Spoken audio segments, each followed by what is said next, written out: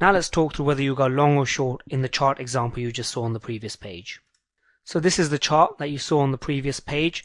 Would you go long or short? Again, we're looking at the trend analysis here. What is the trend doing? Where is price going?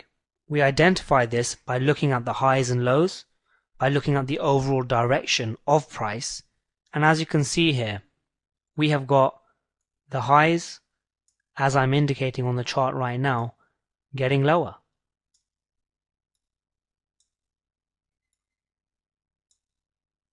And we also have the lows getting lower. What is that indicating?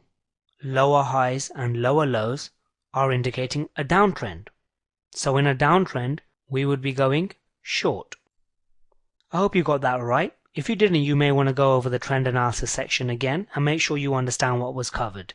If you did, then please continue over to the next page and we'll go through another example.